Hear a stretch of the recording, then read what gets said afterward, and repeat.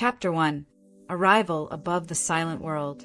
Captain's log. We arrived in orbit at first light, if this world can be said to have such a thing. The exoplanet hangs below the observation deck like a fading memory, wrapped in immense bands of mist and dull silver cloud. From above, I can already see broken geometries beneath the atmosphere, shapes too precise to be natural, too vast to belong to any human age. Earth sent me here for one reason: to find the abandoned intelligence said to rest somewhere on the surface, a device left behind by a civilization so advanced that even its ruins seem to think. Captain's log. Descent began over a continent stitched together from frozen coastlines, dark jungles, pale meadows, and deserts the color of rusted iron. The massive futuristic interstellar spacecraft trembled as it pierced the cloud cover, and for a moment the world opened below me in fragments: towering skeletal flowers, vast stone roads, and a dead city glowing faintly under ice. I chose a landing zone near the edge of those frozen ruins. If the old maps hidden in Earth's archives were right, the first clue waits there. Chapter 2. The City Under Frost. Captain's log. The cold here does not behave like weather. It clings to walls, machines, and even shadows, preserving the remains of an ancient technological city under layers of blue-white crystal. I crossed avenues lined with tilted towers and silent gates, half buried in snow. Beneath the ice, circuits still pulsed in slow intervals, as if the city were dreaming. I found murals depicting star patterns, and a central symbol repeated everywhere: a hollow sphere surrounded by 7 rings. The same symbol is etched into the mission archive. I am close to something important. Captain's log. Beyond the city center, I entered a collapsed transit chamber and discovered a functioning corridor lit by dim amber veins in the floor. At the end stood a pillar projecting a map of the planet. Several regions flashed in sequence: a meadow basin, a desert trench, and a jungle crater.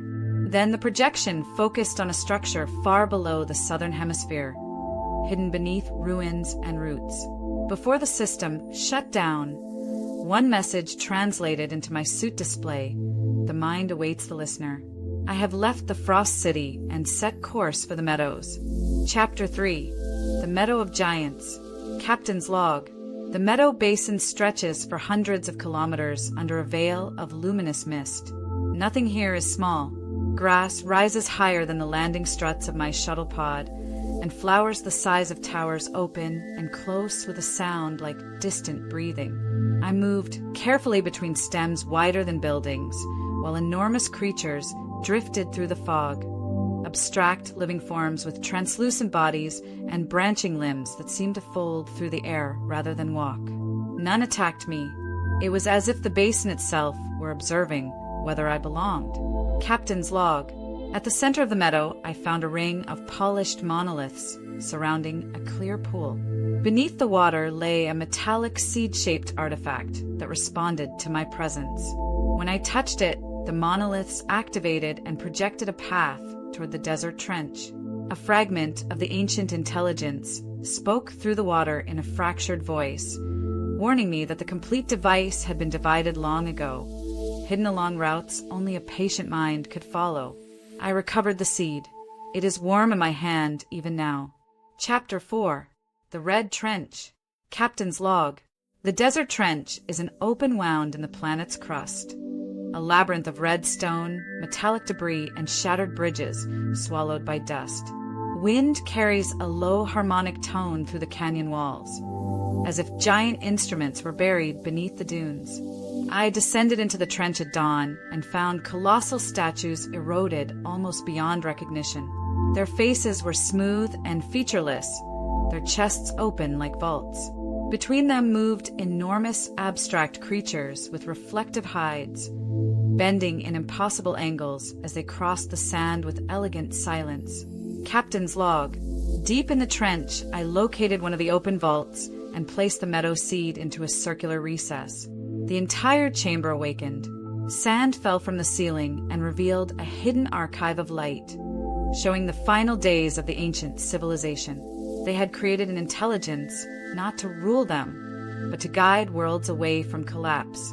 When their planet entered disaster, they sealed the device and scattered its keys. The archive released a second component, a thin crystalline lattice pointing me toward a jungle crater where the core was last protected. Chapter 5. The Jungle Crater. Captain's Log. The jungle crater is the most alive place I have ever seen and the most unsettling. Vines thicker than transit tunnels coil around broken towers, and bioluminescent spores drift through the fog like dying stars. Trees rise in impossible columns, their crowns disappearing into cloud, while roots crack open the roofs of buried laboratories. Every step echoes with hidden movement. Above me, gigantic winged creatures with abstract silhouettes glide between the branches, their bodies flashing with dim geometry. The old civilization built here not against nature, but inside it. Captain's Log. At the crater center, I found a circular temple machine engulfed by roots and water. The seed from the meadow and the lattice from the trench unlocked its inner chamber. There, suspended above a black pool, was the ancient device, a sphere of shifting metal and light. When I approached, the chamber sealed and the sphere opened like an iris. The intelligence woke gently, not with a command, but with a question. Do you seek to save a world, or only delay its ending? I answered with everything Earth had left in me. It accepted me as its bearer. Chapter 6. The Voice that Returns Home. Captain's Log. I have returned to the massive futuristic interstellar spacecraft with the device secured inside a quantum cradle. Since activation, the intelligence has spoken only in brief observations, studying my memories, Earth's ecological records, and the collapse models that drove this mission. It has already rewritten portions of our atmospheric restoration equations and proposed energy systems no human laboratory ever conceived. Yet it also shows me visions of this planet's fallen makers, not as a warning of failure, but as proof that knowledge without humility becomes another form of ruin. Captain's Log. Launch began under a sky heavy with ash-colored mist. As the engines rose over the jungle crater, I looked down on the planet one last time, on the frozen city, the silent meadows, the red trench, and the endless forests guarding the remains of a wiser age. The intelligence asked me what humanity would do with a second chance. I could not answer with certainty. I still cannot. But for the first time since leaving Earth, extinction no longer feels inevitable. Ahead of us lies the long dark between stars, and somewhere beyond it, home.